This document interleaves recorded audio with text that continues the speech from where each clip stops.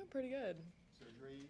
Surgery, I'm almost 3 weeks out. Actually, Right. I think today, or no, Friday is 3 weeks out. So what are you doing now? Well, I got off crutches after about 10 days, which I feel like is pretty impressive for a meniscus tear. Um, yeah, now we're just like doing a lot of range of motion stuff and trying to get back to normal. I'm walking really weird. I don't know if you saw me walk in. Don't video me walking out.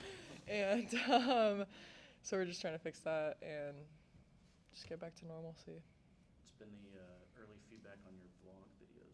I've had really good feedback actually. I'm kind of looking for some sponsors now because they're doing really well, honestly, and I feel like this week's episode will be pretty special just because I had so many people that wanted to take videos for senior day stuff. So it's gonna be cool.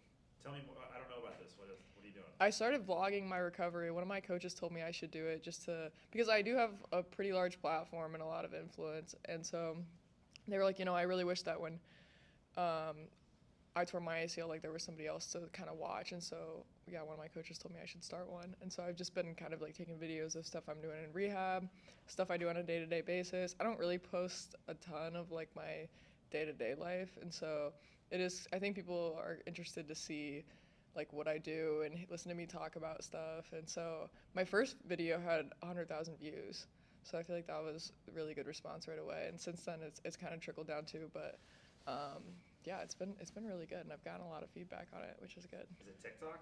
It's mostly Instagram, but also TikTok, and then I think I'm gonna start posting them on YouTube soon. Are you trying to be funny in them, or do you think they're boring?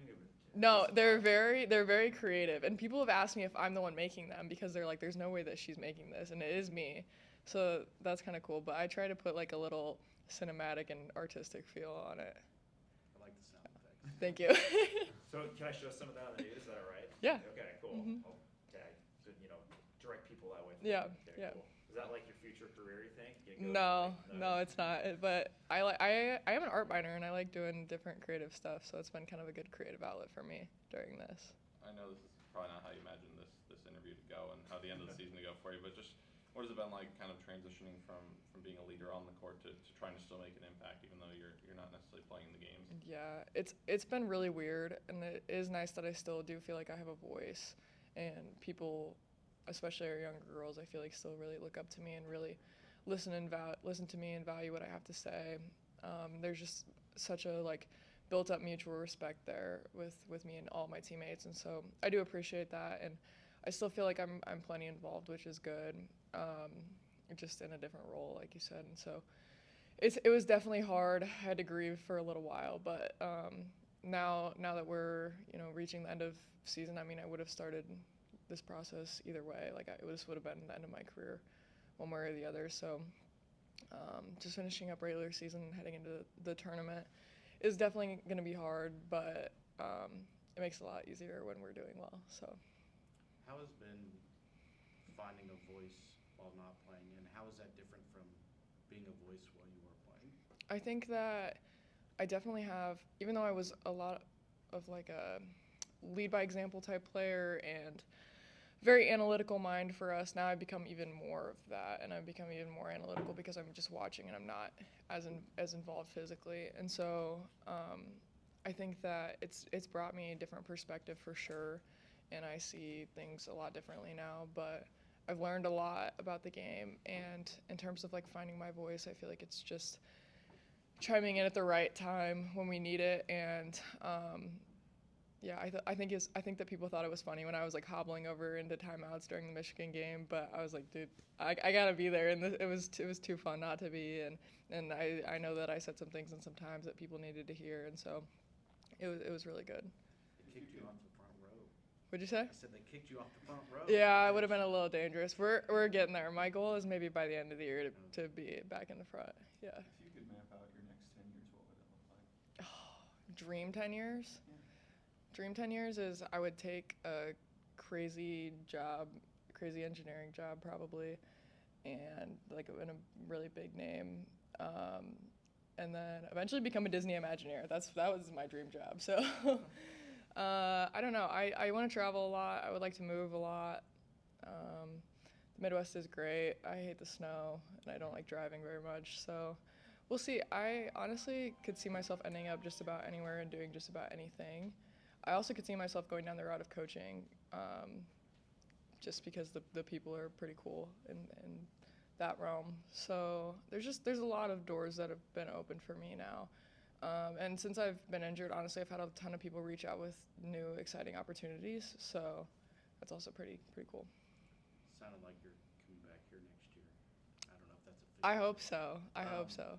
I'm wondering if you've talked to Sid at all about that, just the proximity of being next to so many people that you are familiar Yeah. with, but not being on the team, Mhm. and if this has kind of been a kickstart into that. Yeah, we talked quite a bit about it, and she talked about just like the boundaries that you have to have, but also the like level of fulfillment that she feels getting to still like help and coach and be a part of things. And she's said like even after this year, I mean, we're still gonna all be friends and still have a relationship, but it has been important for her to kind of set boundaries, and it's obviously a little easier for her. And I'm sure if things work out and that were me next year, it would be a little easier for me because everyone is so much younger.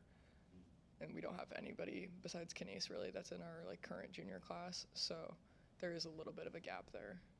What have you learned about coaching from this new perspective? Honestly, I learned a lot from Coach Bluter and Coach Fitz, and then I learned a lot from Coach Abby, and then I learned a lot from Coach Jay, and now I'm learning a lot from I learned a lot from Raina, and then now I'm learning a lot from Sean and Randy and Lysandra and Jazz and Sid, and so it's I've had like so many different perspectives, and I've learned a lot about like when to get emotional with things and when to be stricter, and just kind of like how each person analyzes and thinks about the game and like recruiting and film. And as soon as I started really figuring out how we like track stuff, that was what I kind of tried to gear my game towards so that I could play more. Like it was really like super analytical, and I would love to deep dive into it at some point, but because there's a lot of things that I did. But yeah, I've just learned so much over my 4 years. Last one here, if you got anything. How have you seen Jan kind of grow and develop, going from being an assistant coach to being a head coach, and how has that maybe changed, your perspective on her changed since you went from being in an on-court role to an off-court role? Well, Jan was actually who recruited me, or who started recruiting me, so I've known Jan for so long, and I seriously was like ecstatic jumping up and down when she got the job, because I just knew how much that meant to her and how much that meant to her family, and I knew that she deserved it. And I feel like even over from like last year to this year, her transition has been incredible, and she has really like kicked it into another gear this year. She comes off being like so confident. She's our leader, and she's just somebody that I'm now trying to like embody once this injury happened to me. So I've really taken a lot of her example and tried to model it myself. Thanks, Jen. Thank